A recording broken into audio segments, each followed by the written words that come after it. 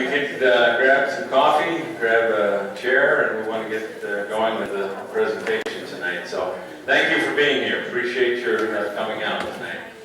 A couple of housekeeping items. If you did not sign in on the sign-in sheet when you came in, there's a few that maybe didn't. If you would kindly do that, so we have a record of who was here for the meeting. That helps us out. The restrooms, if you're not aware, they're right over here. And help yourself to coffee at any time. Welcome again. I want to make a few introductions first. We have 7 of our 8 city council people here. We have council people Chad Ronshaugen, Bob Meyer, Mark Chris, Mike Garretts, Gary Hawk, James Borchin, and Bill Schmidt. And they're here tonight. From the city, we have our city administrator, Justin Weiland, our finance officer, Claire Bartman, public works director, Clarence Fallinger, and our city attorney is also here, Dean Hammer. Tonight, also, with DGR, and some of you people have already visited with Lieutenant Bruce or Lance Mayer or Riley Reinhardt. The program this evening, I'm going to have a few comments to make. I'll then turn it over to Justin, and Justin's going to get into the funding mechanism for this project, the assessment process, and some other things that are of interest to you. He'll then turn the mic over to DGR, and they're going to get into the actual information about the project. You've already been able to take a look at the phased in on the maps, and they're going to get into that with a little bit more detail and address some of the issues I know that you're interested in. And when they're done, I'll close the meeting with some comments as well. So, but again, thank you for being here tonight. It's almost exactly 1 year ago that we met in this very room to visit with you about the Southeast Infrastructure Project. So tonight, we want to revisit the reasons for the project, let you know what has been accomplished with engineering since December of 2017, explain the funding package we received from the Department of Environment and Natural Resources, commonly referred to as DENR, and we want to visit about the bidding process, the construction phases, and the assessment process that will take place in late 2020. In August 2016, our City Council decided to greatly expand the city's efforts to upgrade infrastructure. In 2017, based on prior engineering, data, information, and operational experience with our system, it was determined that the area south of 7th Street and east of Garfield Avenue had the most significant infrastructure issues. Most of these utilities, and I don't know if there's anybody here tonight who can come up with the answer to this one, most of these utilities were probably placed in the ground 80 to 90 years ago, and maybe more than that. Water lines are predominantly cast iron pipe. Sewer lines are mostly clay tile, in many cases placed directly on the quartzite base. This area has the highest rate of groundwater infiltration into the sanitary sewer system. We have a history of water main breaks, sewer backups, drainage issues, and we have infrastructure located in areas other than the right-of-way. That's the stuff under the ground. The street surfaces are bad. The base course needs replacement. Not all streets have curb and gutter. Drainage issues are caused by incorrect elevation, and the lack of curb and gutter and sidewalks need to be added and upgraded to comply with Americans with Disabilities Act requirements. After the meeting in December 2017, a year ago, the City of Del Rapids authorized DGR, to begin the engineering and design work for this project. This project addresses the replacement of utilities, upgrading and construction of new streets, curb and gutter construction, and sidewalks. Televising of sewer mains has helped to determine location of services and existing conditions. Soil borings determine quartzite rock profile in order to estimate rock blasting quantities. A study of each property's current infrastructure identified which items of construction can be assessed to property owners. Updated estimated assessments for each property have been calculated by DGR. And Justin and DGR will get into that in more detail. The southeast area streets will have a new base course. They will be upgraded to correct drainage problems. They'll have a new asphalt surfacing, curb and gutter, sidewalk, driveway approaches, and boulevard restoration.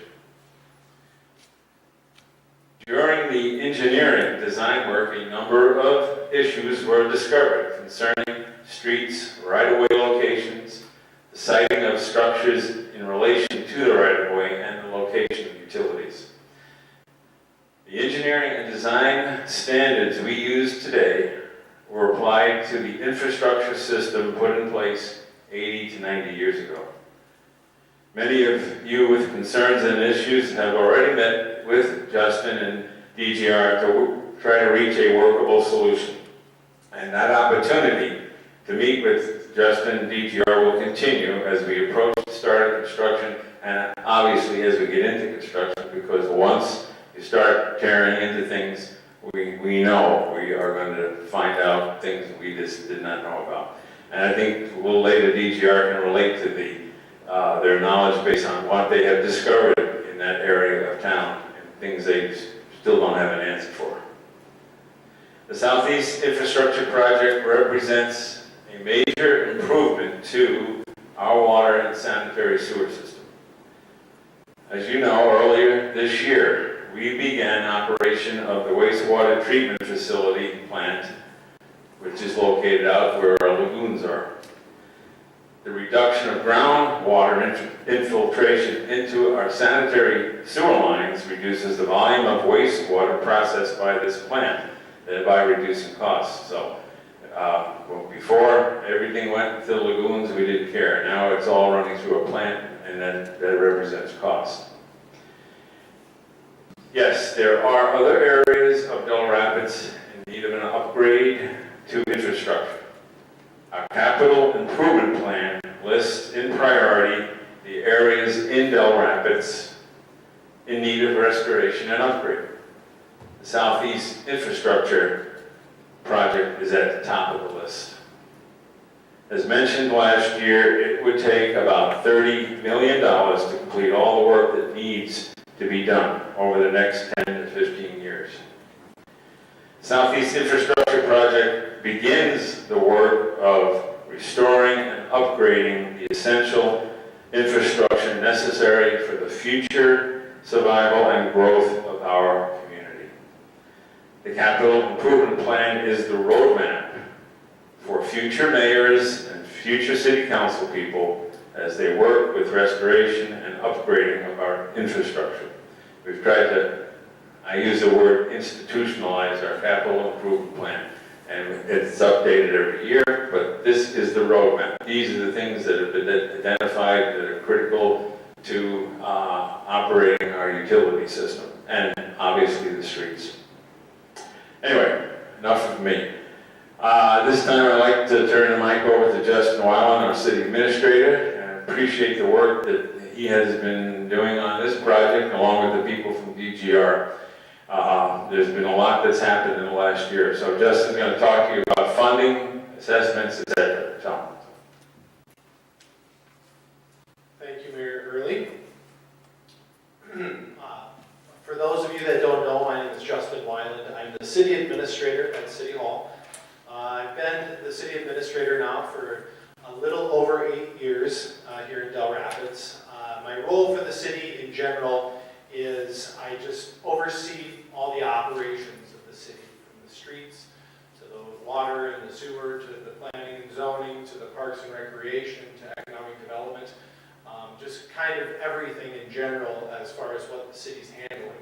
I also work as the, lead staff person for the city council, so I do research for them, I provide them with recommendations, I handle all the meetings in general. I try to help our city council make proper decisions, good decisions for the future of the community. They dictate what, to me and to our staff, what projects are to be completed in the future. And when they make those determinations, myself and Claire Bartman, our finance officer, we're in charge of moving forward to help carry out those projects. Thank you tonight for being here. We greatly appreciate your interest in this project. We are here tonight really as a whole to provide you with information. So if you have questions, you can't figure out why things are a certain way, please ask us. We want to try and explain that to you the best of our ability. Our intent is to update you with all the details of this project and allow you the ability to answer questions. Since we met 1 year ago, almost to the date, the city engineer has had an opportunity to dig further into the details of the design on this project. The city has also put forth and received our funding for this project from the Department of Environment and Natural Resources. Therefore, at this point in the stage of planning for this project, we are set. We are ready to go. And we are ready to go for the construction to begin this spring in 2019. So really the table has been changed from when we met a year ago, from us calling this a proposed improvement project to us calling this a project that we would like to make into being a reality for your neighborhoods. Before we move forward, there is final stages of design that we're high percentage into completing our design, but there is design work to be completed, and then we will move forward with the assessment portion and then bidding the project. So before we get to those points of the project, we wanted to take an opportunity to invite you here to answer your questions and get everyone together one last time before we proceed. We're here to hear from you. I just want to emphasize that we want to hear from you on all aspects of the project, even the portions that you support and the portions that you don't support. We would like to know that going into this project. As Mayor really talked about in his statements, the City Council made a determination about 2 years ago that it was time to focus on the replacement of outdated infrastructure, really the infrastructure that we know is failing today and going to continue failing into the future. We have an awareness that there's infrastructure in the ground right now that's in the final stages of its life. As the mayor said, the council looked at all the areas in Bell Rapids that we know need to be replaced. And it's a daunting task that, as he stated, around 30 million if we were to wave a magic wand. And that's obviously something that we can't handle all in one fell swoop. So the decision was made to try and bite off a decent sized chunk.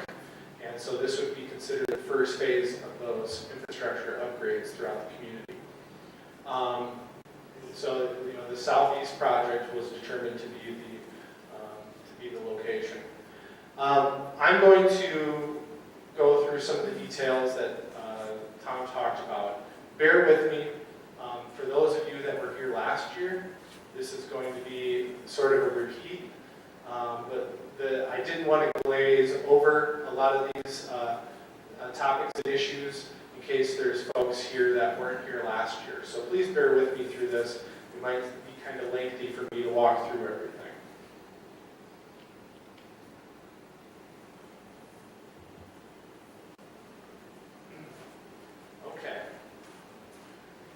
Okay. So this is the area impacted by the project. Those maps are laid out around the tables. So the specific area is 7th Street, all the way east to the railroad tracks. And then we are everything south of 7th Street, down to 3rd Street, east of Garfield Avenue over to Beach Avenue. This also includes the south streets, north and south streets of Beach and Washington. The project will not impact Garfield Avenue. So if anyone wants to take any of those maps home, feel free to do that at the end of the meeting. So why did the city identify this project area? The city identified this area as the first priority because of several contributing factors when we looked at where we wanted to identify. So the water main. The water main in this area is, as the mayor stated, is cast iron water main. It is original, it's old, it's corroded. Around 80% of the water main breaks that we've had in the past several years have occurred in this area. It is it's failing infrastructure that needs to be removed. So, you know, over age, you can tell that that becomes brittle, it becomes corroded. You know, these are the original pipes. A big challenge with this area too, and why we have so many water main breaks, is because of everyone that lives in this area knows that the bedrock is very close to the top of the ground. So these water mains are lying inside of trenches that were blasted originally, and they don't have proper bedding material underneath. So you've got brittle pipe setting on rock and jagged rocks underneath. And so when there are shifts from weather or shifts in the environment, that tends to snap those pipes, and that's why we have such an issue in this area. So, you know, that's what this project would do. We'll either replace this. I know that there is several property owners in the area too that have rust issues, and you can see why you would have rust issues when we flush hydrants or we anything with the dynamics of the water changes in that area. It tends to scour the inside of the pipe, and that's why you would get rust in your house. So installing new PVC pipe is really the only solution to taking care of those rust problems. Another reason is for replacing water mains is the water mains in this area are only 4-inch water mains, and standards today for fire protection, for our ISO rating for fire protection to be able to get the proper quantity of water to put out a fire in a house is 6-inch water mains. So all of these water mains will be upgraded with 6-inch pipe. The sewer mains are also brittle and old, clay, and you can see that's the inside of the sewer main. They have corroded and cracked over time, and so all those cracks in there act as a sort of like a drain tile for the groundwater.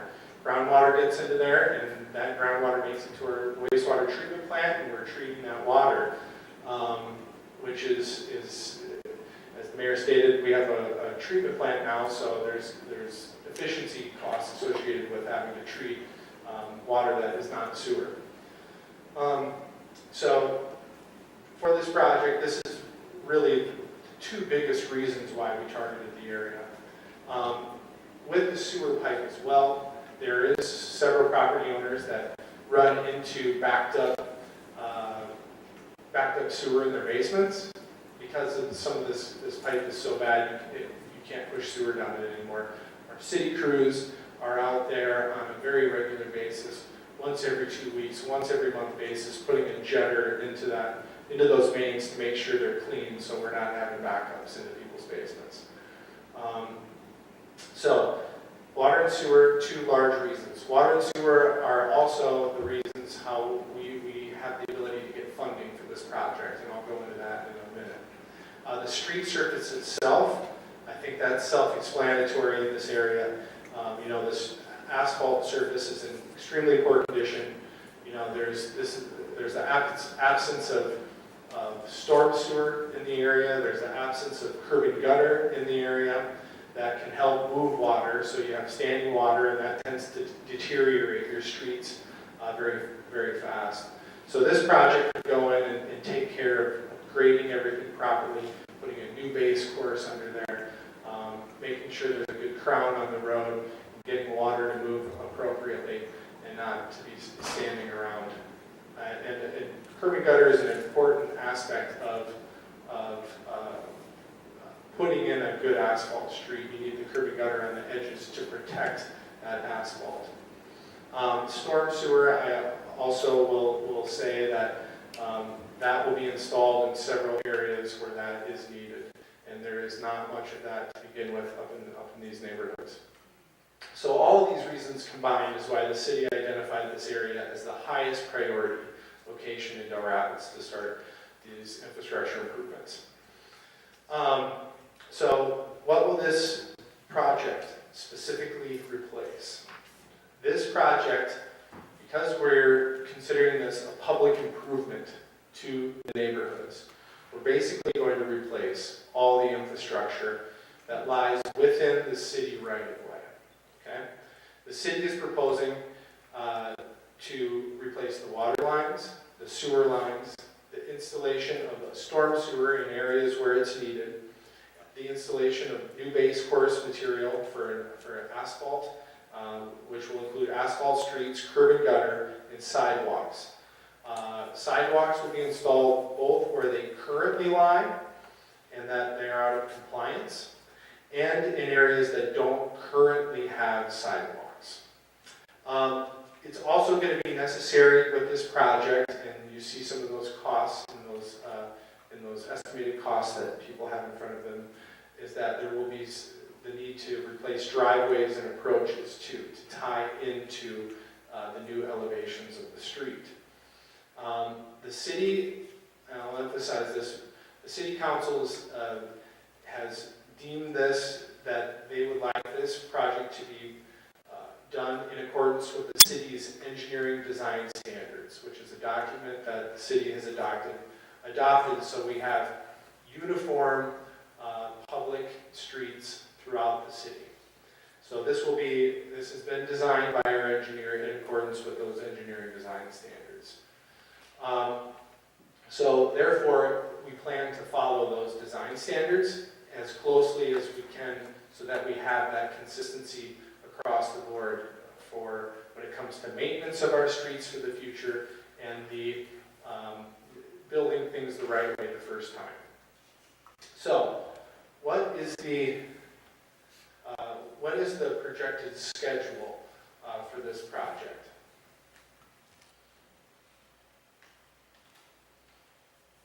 I think everyone had a chance to see these maps. I think that there's some of these maps laying out on the table as well.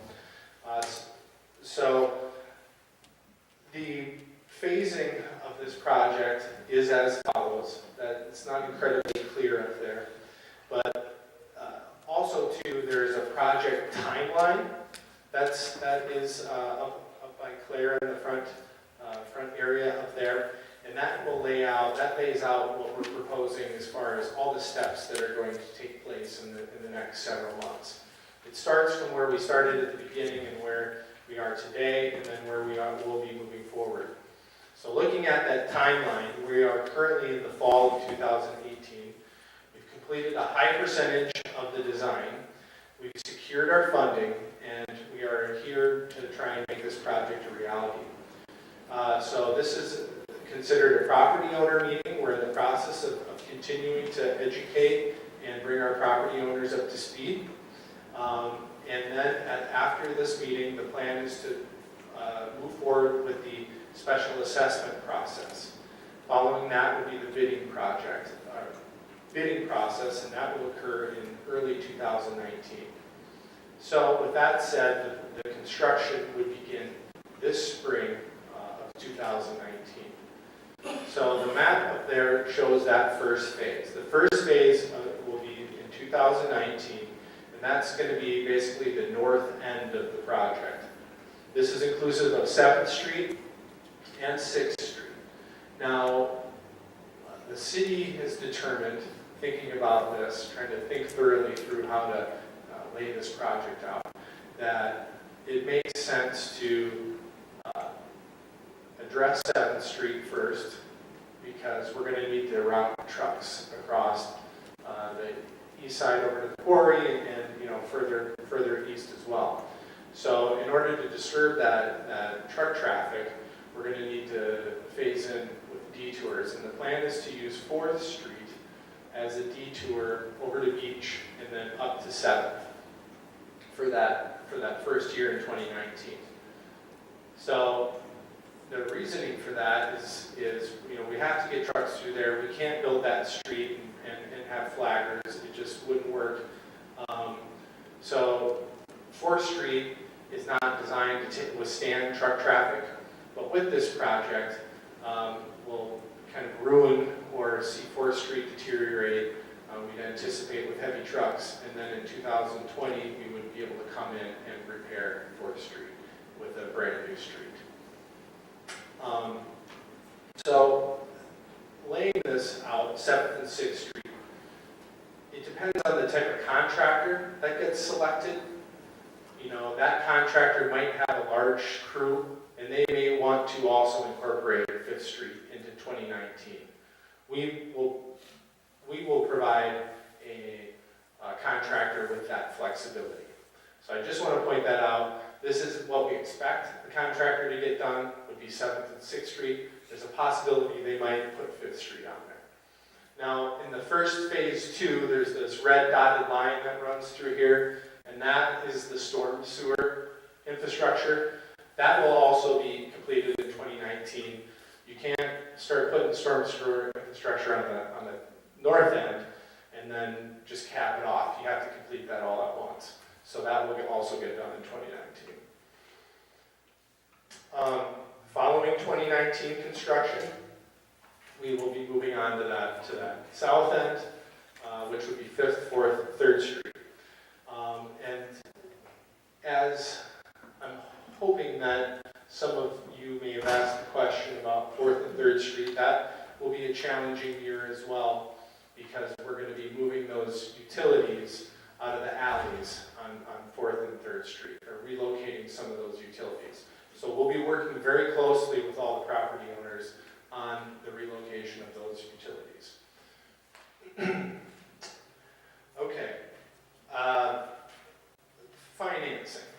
How does the city pay for this $7 million project? With a large dollar infrastructure project like this, the city had to seek out a source of financing. And traditionally for cities our size, the way to do that is to go to the Department of Environment and Natural Resources for funding. So the DENR has provided the city with funding. The city submitted our application after our meeting last year, in January of 2018, and funding was awarded based on the merits of the project, the merits of our application, in April of 2018. The city was awarded 2 loans and 1 grant for this project from the DENR. The one loan is in the amount of $2,486,000. That is dedicated to our city water department to cover the water main portion of the project. This is a 30-year loan that the city will pay back at an interest rate of 2.5%. The second loan is in the amount of $2,661,700, and that was awarded to the wastewater, which we call our sewer fund. This will cover the sewer main and storm drainage costs associated with the project.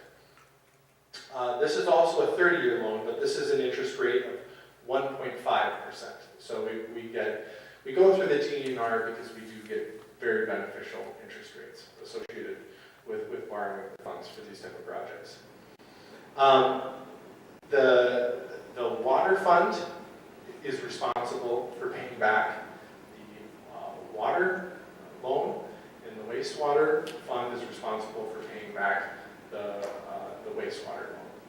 And so, therefore, the rates in general will have to be accommodate paying back these loans. Therefore, the community as a whole will be contributing towards the replacement of the water and sewer in these neighborhoods. The city did receive some grants associated with this project. The one grant we received was in our wastewater fund, and the wastewater costs itself are over $4 million. And so we received that loan, but there was also a portion of $2 million in a wastewater grant that we received for this project. And that will help to go to pay towards the wastewater portion of the project, as well as some of the storm drainage portions of the project. And then along with that, the city was just notified last Friday that we received a $600,000 grant from the Department of Transportation for a community access grant that we had applied to be geared towards 7th Street, the truck route to the quarry. So the DOT assisted the city with funding associated with that. Now, these grants will help to lower the costs of the project as a whole. It'll be less money the city has to pay back. Therefore, this will be spread out for all of the properties to have a benefit from that, therefore lowering some of those estimated costs that you have in front of you. Now, those have not been calculated at this time, but those will be spread out on this project to help lower the impact to the property owners. So the city has those sources of funding. There is a portion of our city general fund dollars that, just the general taxpayer dollars that will be dedicated towards this project. And then there is an estimated amount of $835,000 that is the accessible portion of the project. And that is what everyone has in front of them tonight, or the letters that you received over the last 2 years, providing you with potential special assessment costs. Okay? So this is the portion of the project that the city is asking the property owners to invest in this project. This is the area that is a property owner responsibility, and that we're asking for your support.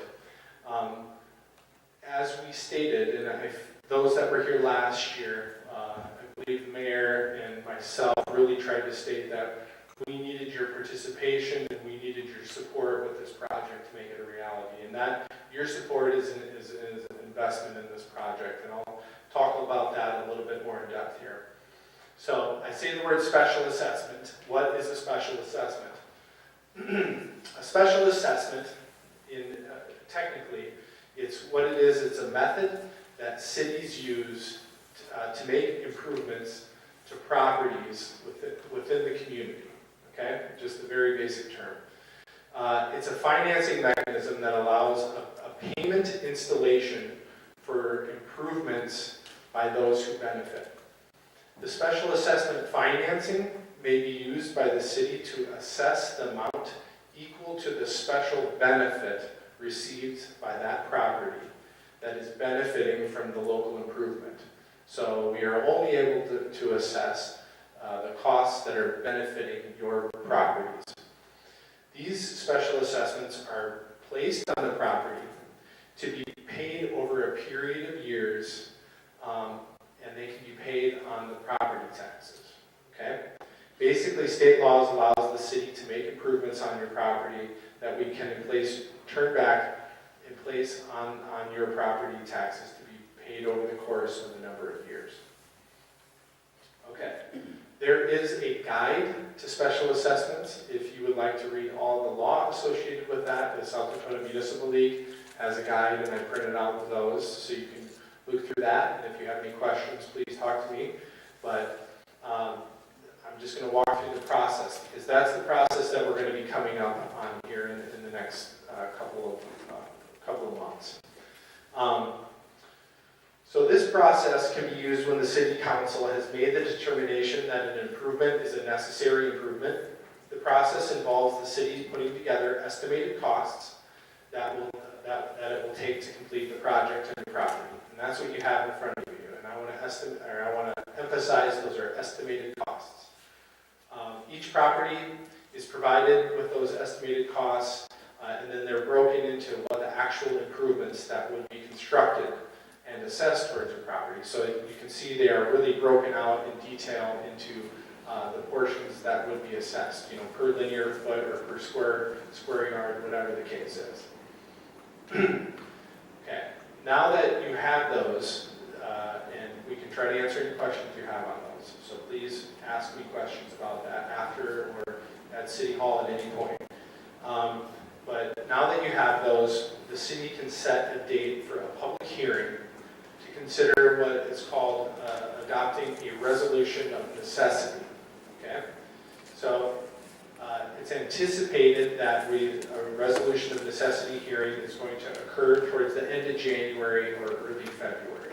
Okay, and you will receive a public notice, an actual certified letter informing you of that meeting, and everyone is invited to attend that meeting. Okay, this resolution would put the project and the assessment process into motion. Okay, so everyone would be provided a notice of this resolution of necessity hearing prior to the meeting, as I just said. If the council adopts this resolution of necessity, then the project really starts to move forward. The engineer will finalize plans associated with the project. They'll get all of the final design done, like to the T, and then prepare public bidding documents. Okay? So at that point, the plans are done, the resolution of necessity is in place, then we put the project out for public bid. We put that out for public bid, we accept those closed bids and open those bids, and then we would award the bid to the low bid contractor. We are required to do that by state statute. So following that, we award the project to the low bidder, the contracts are signed, they move forward, they start construction. We've got 2 years, that flies by, right? It's going to fly by without any problems, I promise. The project is then completed. As you can see in the timeline that's in front of you, that's going to be 2 years of construction, 2019 and 2020. Following the completion of the full project, the city engineers will actually go in and calculate actual costs. What we have there is estimates. What you will be assessed for is what the city paid the contractor based on those contract costs. Okay? It is not estimated cost at that point, it's actual costs of what was installed on your property.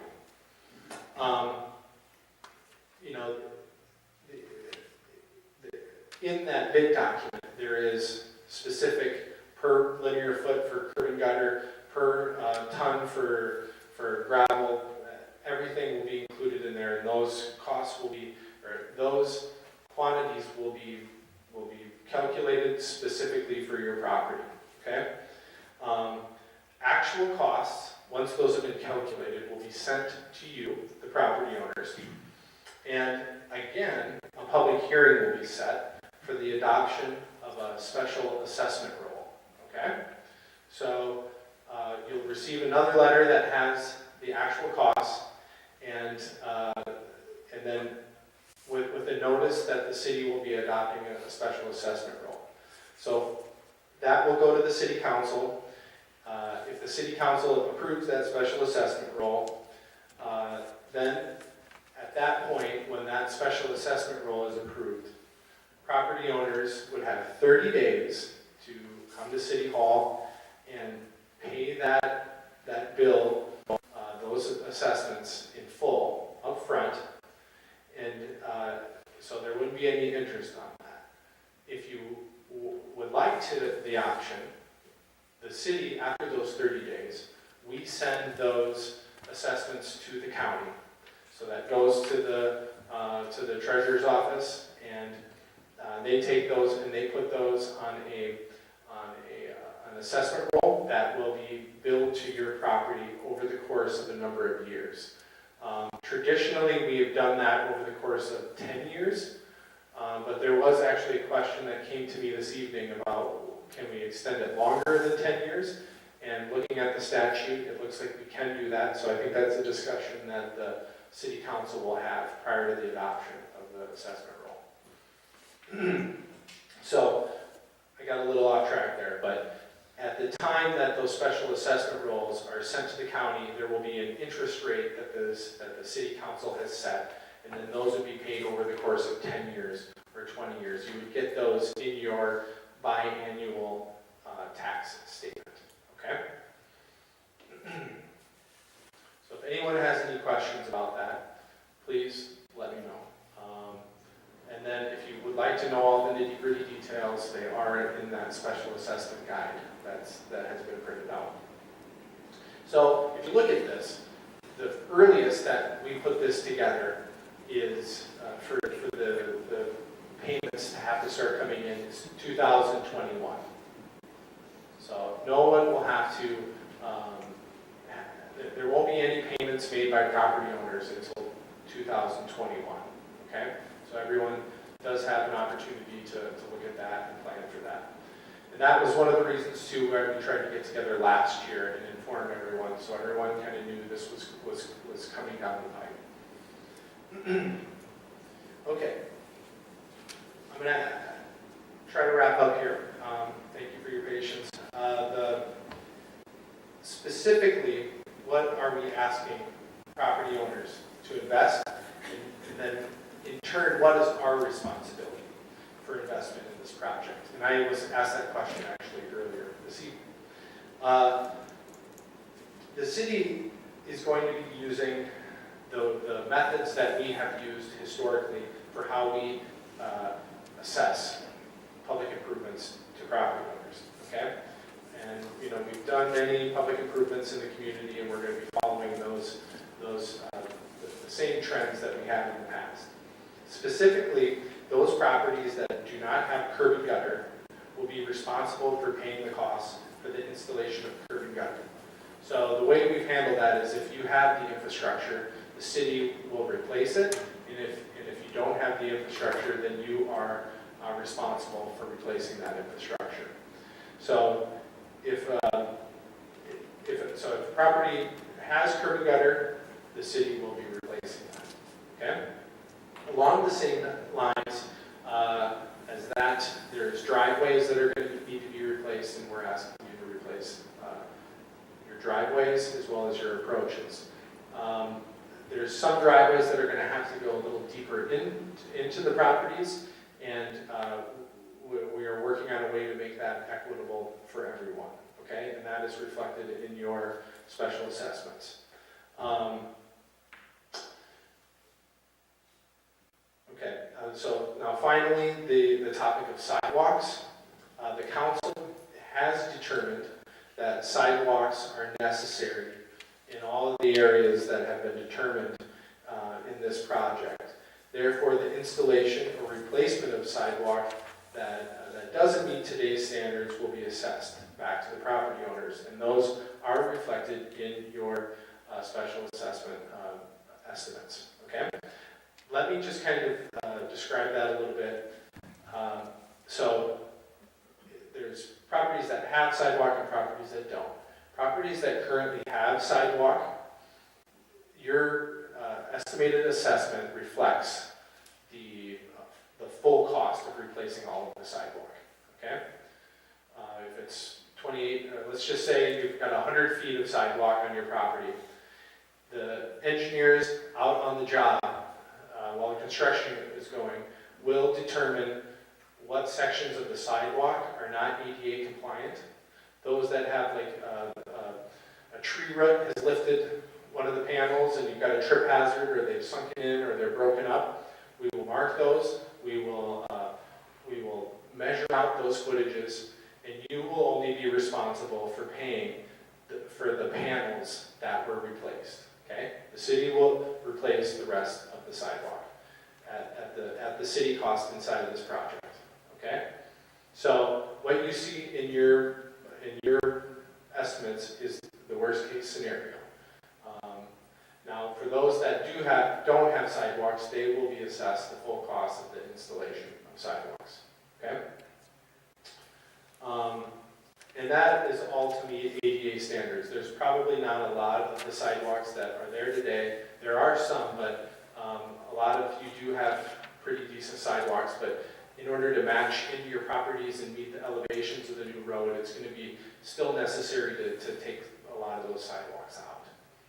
And that goes for the curb and gutter too. If you have that curb and gutter and we're changing the elevation and the grade of the road, and we need to remove that curb and gutter to get water to flow appropriately, because there's really flat spots, and we're installing storm sewer, so we just need to be able to get the water into the proper location. So a lot of that curb and gutter is going to have to be removed, but you won't be assessed if you currently have curb and gutter. And let me just emphasize that too. I've said that a number of times, but what you have in front of you is a worst case scenario. I think our engineers do a pretty good job of overestimating, and we'd rather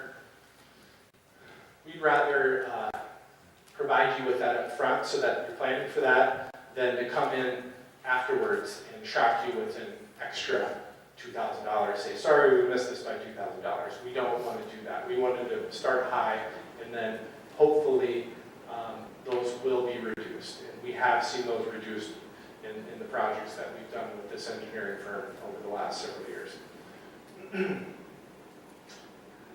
I can't promise that, but it's very likely that you will see reduced costs. Okay? The city's responsibility. The city is going to be responsible, as we've talked about, during the construction to complete the replacement of the water mains, sewer mains, and we are going to stuff those into each property. Storm drainage will be included in this project. All of the necessary grading and base course and materials for this project, as well as a brand new street surface throughout this project. Okay? And as I mentioned before, these improvements are going to be financed through the DENR. I just want to touch on a couple areas of kind of special circumstances, as the mayor alluded to on this project, that we've come across, and some decisions that we're making at this point, and we've made or making. There's still obviously details that we need to hammer out. So one of the special circumstances, and there are maps up there that reflect trees. Okay, I know that everyone most likely has concern about trees that would be in the boulevard in this project. Okay? We have made the determination that ash trees that are in the boulevard are going to be removed. Okay? The emerald ash borer is inevitable. It's going to be here, and it doesn't make any sense to work around those trees. We are going to take those trees down. There is no question involving that. Now, the rest of the trees, the other species of trees, we are going to do our best to work around them, but there is a lot of circumstances when we are changing the elevation of the road where you're cutting away tree root systems where that tree isn't going to survive. Now there's X's on the trees that are, at this point, I plan to be removed, and there's circles around trees that are kind of on that question that we're going to try to work around, but we just don't know if we can preserve them or not. Okay? Impacts on yards. So certain yards are going to be impacted more than others. I've talked about this several times now. The elevation of the street is going to change on occasion throughout the project, and so that might affect the grade of your yard from the curb and gutter to your boulevard to the sidewalk up into your yard. And we're going to do our best to communicate with you out on site to make sure that we are tying everything back into your properties to your specifications. Okay, that's one of the impacts they're going to have in the yards. The biggest impact is going to be on those properties that are along 3rd and 4th Street. Okay, so those are going to have some pretty extensive impact because we are moving that water main. Okay, everyone on 3rd and 4th, your water main is in the alley. Okay, both the water and sewer main are. There isn't enough room to be able to put both those utilities back in there today. There just isn't enough room. It can't be done. So we are moving the water main, we're leaving the sewer main in the alleys and moving the water main out into the street on 3rd and 4th Street. So your service line for your getting water in your house goes out the back of your home. So we are going to have to come through the front yard and intercept that line in the backyard of your home. Now we'll be working with the contractors and putting specifications in the contract that have as much boring done as possible, so you're not disturbing. But there will be trenching that is going to need to happen throughout. So we are going to be working with everyone to make sure that that is done. That we, there is some areas, we're going to avoid concrete patios and avoid, landscaping areas as well as we can. Okay, we promise you. And those, if anything is disturbed, the contractor is going to have to put back any disturbance back to its original state. Okay, and I would emphasize that it will be back to the original state. So along those same lines is the term easement, and I don't know how many people are familiar with easements. There's several properties on this project that are going to require either a temporary easement or a permanent easement. Okay.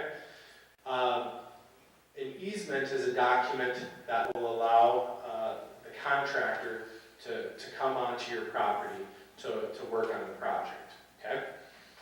So it's going to be necessary to gain that approval from each property owner that we need to go on. We're not going to just trounce onto your property without your approval. Okay. So there will be some legal documents when we get closer to that point when we will be coming and showing those to you. Okay. It's just best to let you know that up front. And the vast majority of these are called temporary construction easements, so they're only allowed during the construction. Okay, and then those go away. They don't get filed at the courthouse, and they're not permanent. Okay, there are some areas where there is storm drainage that is currently today cutting through some neighboring properties, and some sewer areas where there's some interceptor lines that come through that will need to be replaced. So the contractor will need access onto the property, and but then in those cases, those lines will stay in place. They're public mains, and so we would need a permanent easement of 15 feet or 20 feet. Depending on the circumstance of those situations. So those property owners, we will be addressing you specifically when the project gets closer. Okay? Almost done, I promise. Communication. Really, throughout this, that's going to be incredibly, incredibly important for the city to communicate with everyone. Our engineers are a team that are going to be helping us communicate.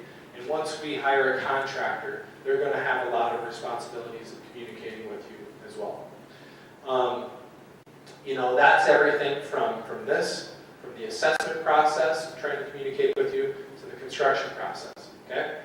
So I know that this was available last time. We didn't have too many people sign up. I'd really encourage to sign up for the text message system. Because that's a great way for us to be able to say, hey, we're having a meeting. Or, hey, 6th Street's going to be shut down next Thursday. Or the water mains are going to be shut down on this portion of 5th Street for 3 hours in the afternoon on Tuesday. We have the ability to communicate with you. And so it's a really good tool for us because it's a very easy way to communicate. So we'd encourage you to sign up for that text messaging. If you would do that, please. Once construction starts, the contractor is also going to be holding monthly progress meetings, and the public is always invited to those. Those will get set once we hire a contractor.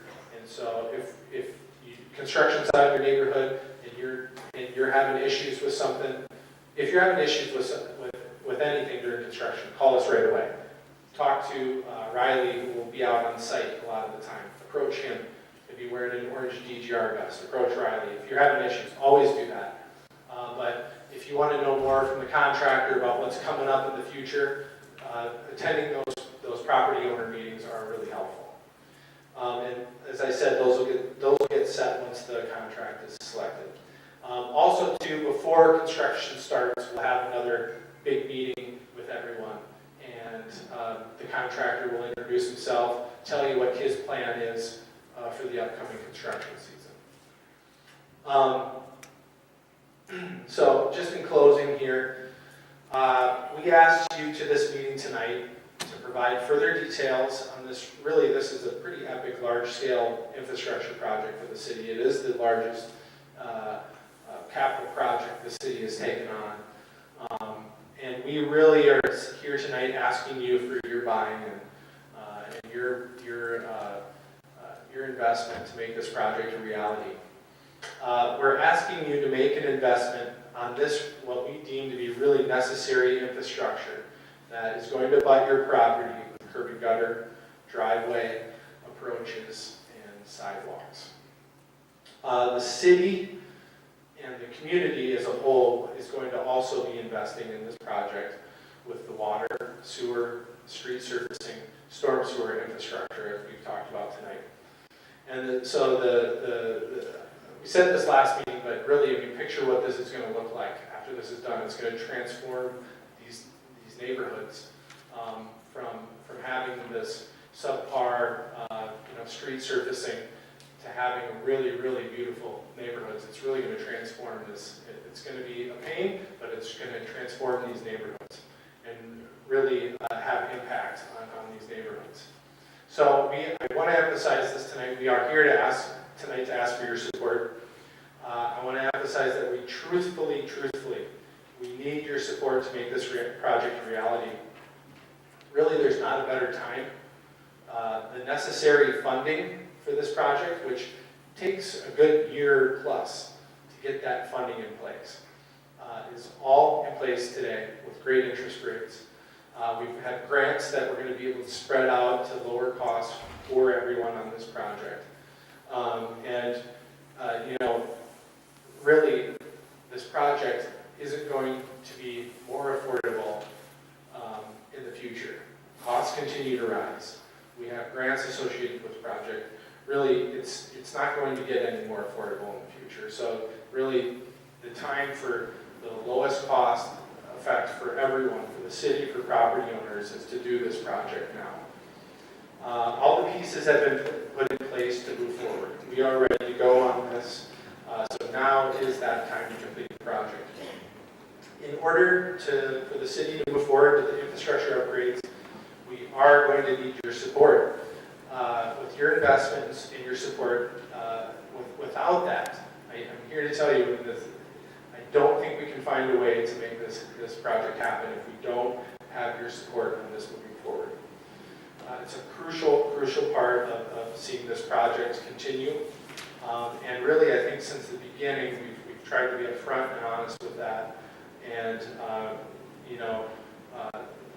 the council really has made a commitment towards this, and they've made a commitment towards doing this the proper way, which is to do it right the first time, which means the installation of curb and gutter and sidewalks and all of those things that come with doing a public improvement.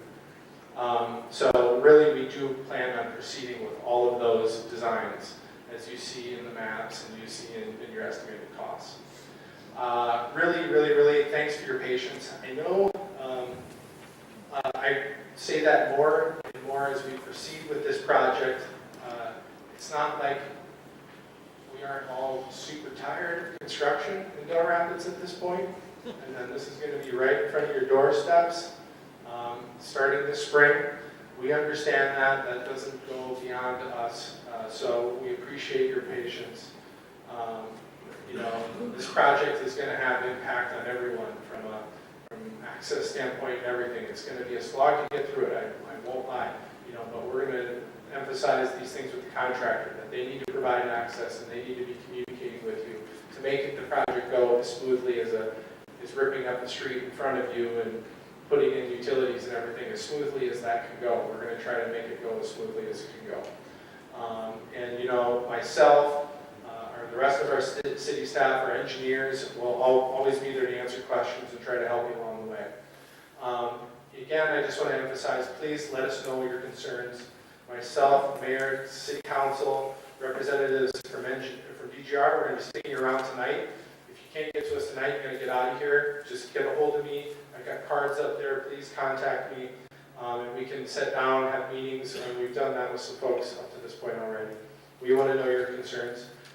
Sign up for the text messaging if you can. So I really appreciate that. Thank you. I'm going to hand it over to DGR engineers. Trent Bruce is going to be presenting some details of the project. Lance Mayer is also here. He's one of the lead designers, along with Riley Reinhardt on the project. Just a few words about DGR. They've been the city engineer for well over 25 years. They know this town like really the back of their hand, literally. They have this really historic base knowledge of Dell Rapids and the challenges that we have, which lies beneath the ground with floodplains and rock and all those challenges that we have in our community. We really do. We trust their expertise, and we trust that because they've had several successful projects that have been completed over the last several decades in the community. So with that, Trent is going to address you. Thank you. All right, thanks, Justin.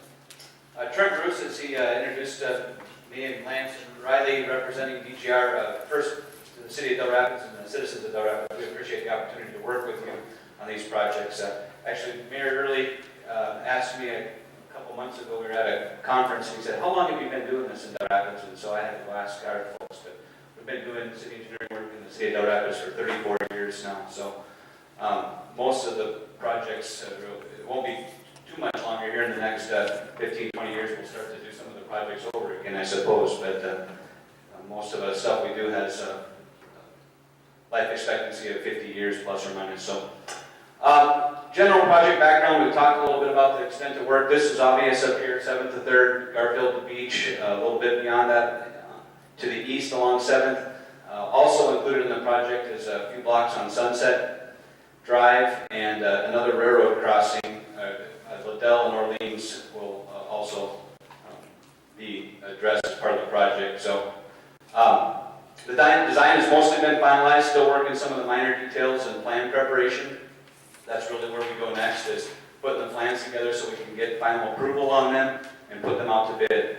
Project sequencing has been established as shown and discussed earlier, such that the north portion is going to be constructed in 2019, the south portion in 2020. And that is subject to contractor considerations. If the contractor has some other ideas that we can incorporate, we certainly will do that. But there are some factors that will limit the ability to do much beyond what we have originally proposed. It is a unique project for a couple of reasons. One is it is a fairly large project for a residential area, but it was easily the area itself was easier to do it as a whole project than to break it up further. What else makes it unique? There is a truck route that comes through here. A truck route through a residential neighborhood is somewhat uncommon, not completely, but you do have quite a bit of truck traffic there on 7th Street. The railroad crossings, the diagonal crossing of the railroad through the development is a little bit of a challenge. The fact that you have the quarry and Dell's Materials and coordinating their access during their busy seasons, the construction season is also a factor in the project and the phasing and coordination that's required. Shallow bedrock, obviously we've talked about that a lot, and the excavation requirements associated with shallow bedrock. Utilities in the backyards. Many years ago that was very common. It's not so much common anymore for the reason that we're addressing them now. At some point you have to go back into backyards to fix them if you install them in the backyards originally. Relatively flat terrain, so there's quite a bit of drainage challenges. Some of you have approached us about that, and we're obviously aware of some of them as well. So that's a factor in this. And then just the fact that the infrastructure is old. Clay pipe, sewer mains, cast iron pipe water mains, undersized in some cases that comes into play here. So those are some unique project circumstances that we're working around to try to bring this project to fruition, and a lot of those factors drive up cost. So we're going to certainly be able to address any individual questions and issues that any property owners have had, and we've talked with many of you on an individual basis throughout the project. But I got a list of a few things that we generally get asked at these meetings that we list as frequently asked questions and try to address them. How will this project affect my property? The project will have different effects depending on where you're located. Obviously, if you're on a corner or if you have backyard utilities, etc. In all areas, in almost all of the areas, the city will be requesting a temporary construction easement so that the existing ground and driveways can be reconstructed and to match into your property, to match your property into the newly constructed improvements, as well as the utilities that have to be reconnected. There will be some permanent easements that will be required to facilitate the construction, and Justin talked about those a little bit. And we will certainly be in contact with you if your property is one of those that needs to be addressed there. Before we go into construction, we will ask that you please remove any items or landscaping that you have in the right-of-way that you wish to keep and retain. These would include sprinkler systems, fences, landscaping, rock, etc. Those that aren't taken out in advance will be removed by the contractor, and those that are in the right-of-way aren't planned to be replaced. So Justin talked a little bit about the landscaping rock in your backyards or fences and stuff that are beyond the right-of-way. Those we will replace for you because they're on your private property. Those that are within the right-of-way now that you wish to retain, we just ask that some people put some landscape rocks or some pavers or something like that around their mailbox, and that's pretty common. And if you want to keep those, we just ask that you remove those in advance. Same with sprinkler systems that you run underneath into the boulevard. We would ask you to remove those as well if you wish to retain those. Temporary mailboxes will be constructed. Generally speaking, we work with the postmaster and we set those up just outside of the construction limit so that you will have to walk a little bit to access those. But it's obviously, we do the best we can to accommodate that mail service during the construction. And locations where you get mail services delivered on foot, sometimes that occurs. Sometimes that will continue to occur. We'll have to work with the postmaster directly in particular areas and figure out a common solution to that. Trash service is certainly something that gets impacted here because when your street's under construction, it's tough to get access for garbage and recycling and so on and so forth. So those things will come into play as we work through the project, and a lot of times you'll have to pull your trash cans out to the closest roadway intersection and so on and so forth. It's just part of the mess that we have to deal with. There's not a good solution to it. We just try to work around it and work with you. We generally have somebody on site to, if a garbage man comes at 9 o'clock in the morning and your garbage can is a block away, there's a lot of times that we'll pull them back to your house or something like that when we know that you pull them out there just to get them closer. So we'll try to work with you the best we can, and we know that it's an inconvenience, but there's not really a good way around it. So new utility service line work will require disturbing a lot of lawns and landscaping, even beyond the right-of-way, like you said, backyards. While we intend for it to be as least disruptive as possible, we'll certainly have some impact to many of you, and we'll have to restore that to the best that we can. We'll do as much boring and be as least intrusive as possible. We've already looked at a lot of them and said, well, we got to go clear out here with this line because we want to work around this or that in order to best facilitate particular properties. And we'll continue to do that through construction. Will I have access to my driveway during construction? Construction activity will disrupt your everyday life through the duration of the project. We'll make every effort to minimize disruption and provide as much access as possible, but there's certainly going to be times when your access will be limited. There will be short durations of time with no access. Specifically, when concrete's being placed, you have to set up stream lines or curb and gutter, sidewalk, driveway approaches. And then we have to allow that concrete time to cure. So that, you'll go a week or so, sometimes longer than that if weather impacts it during that same time. So yes, there will be some time frames where you will be impacted with access.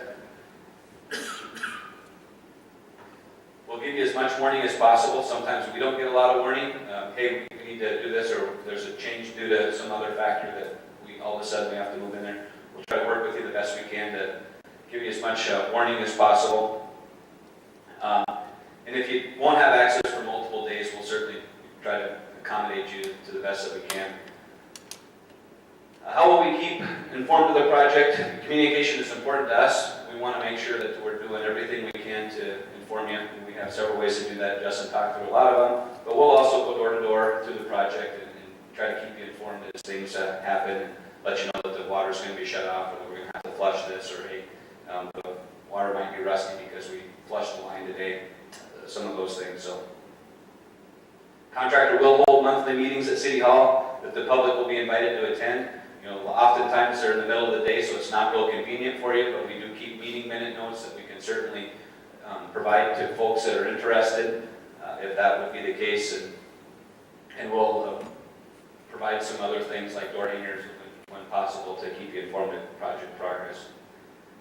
How long is the project going to take? We've talked about it a couple times. We anticipate that it's going to carry through 2 construction seasons. So in a perfect world, a contractor will be able to get started in April, and they're probably going to carry through the 2019 construction season, which is generally middle of November, and then kick back up in the spring of 2020 and hopefully finish by the fall of 2020.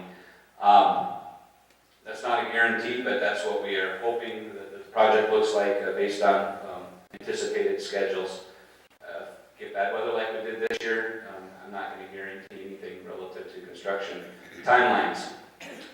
We don't anticipate that there will be a lot of work during the winter months. Generally speaking, we try to button up the project over winter months, make sure everybody's got access. Most of the time it's permanent access. Sometimes we'll have to provide some temporary access, but we'll do the best we can to try to get everything buttoned up through the winter months so that it will be less of an inconvenience. If it works out like we have shown up here, everybody on the north side of the project site would be mostly complete in 2019 and very little disruption in 2020. In the south side, you're likely to see some disruption in both years just by the nature of how the project is going to play out. There is a portion of that work that will happen in 2019 to get the storm sewer up there. So there is going to be some disruption in everyday life, but we try to do what we can. Cost, Justin did a good job of summarizing the costs associated with the project, and there's a lot of factors that go into play.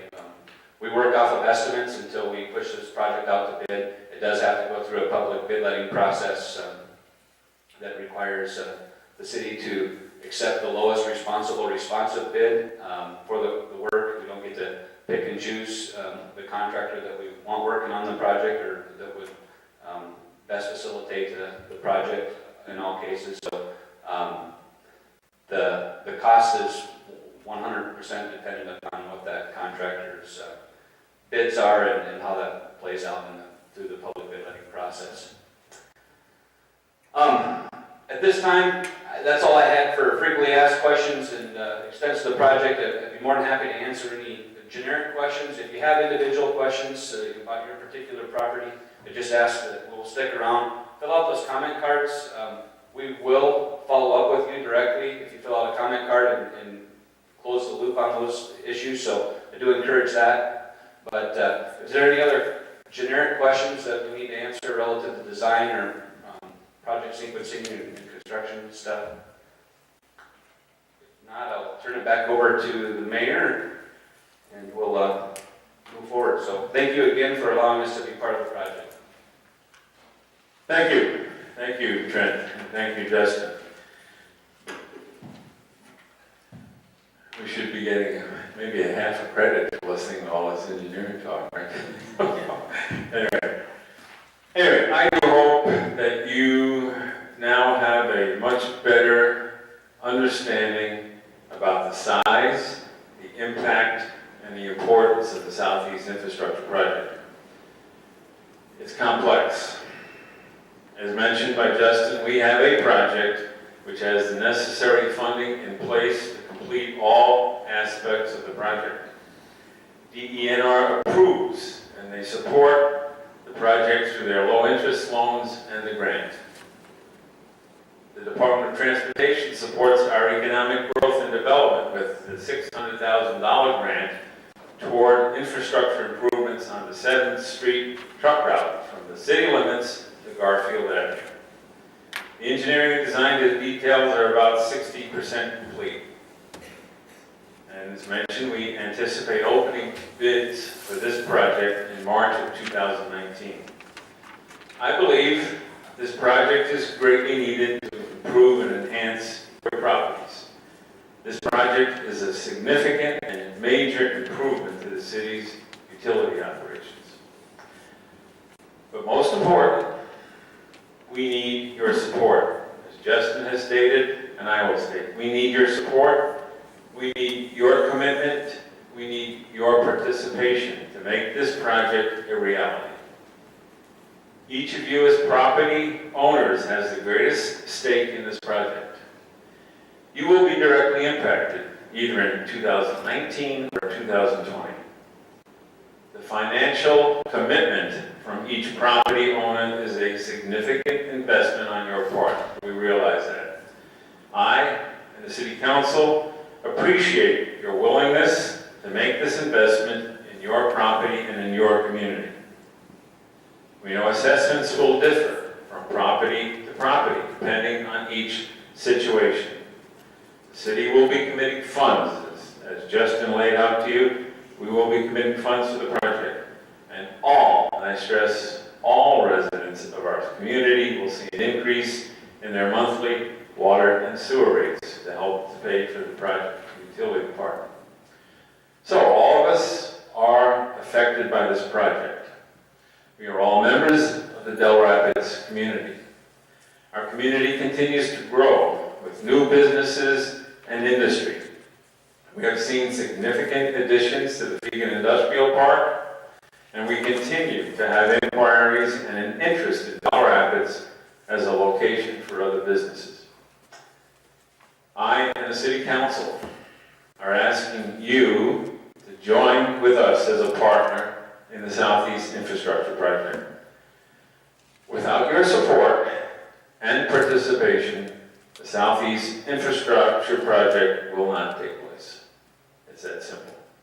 We need your understanding, your cooperation, and most importantly, after listening to Justin and Trent, we need your patience. That's probably the biggest thing right there as we move through construction. The benefits of the project, seen and unseen, are new water and sewer lines, drainage improvements, a new street base, asphalt surfacing, curb and gutter, and sidewalks. Maybe you agree with most of what this project can accomplish. Perhaps you have some concerns about some part of the project. As was mentioned, we already have had meetings with people to address those concerns and try to come up with a solution that meets everyone's interest. But if you do have a concern or question, please be sure that you visit with city staff or with DGR staff. I can't guarantee that everyone will be happy, but I hope and believe you will see and understand the value of this investment in your neighborhood. Talk to your neighbors. Make sure you ask your questions about your concerns. As a neighborhood, as a community, we can work together to bring to reality an infrastructure project that is in your interest as a property owner. City staff and the DGR staff will remain to visit with you tonight about any concerns or questions you might have. And remember the text message option that was mentioned. And even if you don't text, fill out the form and write on there, I don't text, so that we'll know that. Because I think we're going to have to look at other, obviously, forms of communication, the quickness of getting information out to people. So if you don't text, fill it out anyway. That works. And anyone who's not able to be here at this meeting tonight, they can watch this meeting. It's been recorded, and it will be out on the big Sioux Media website later tonight. So if you really had fun listening to all this engineering talk, you can listen to it again, okay? All right. Thank you. Thank you for giving us your time this evening. We appreciate your letting us present and share with you this update concerning this exciting project. Thank you for your attention, and thank you for your respect. Thank you for your interest and concern in our community, Del Rapids. Thank you, and good evening. If you have questions, they're going to be here to ask them.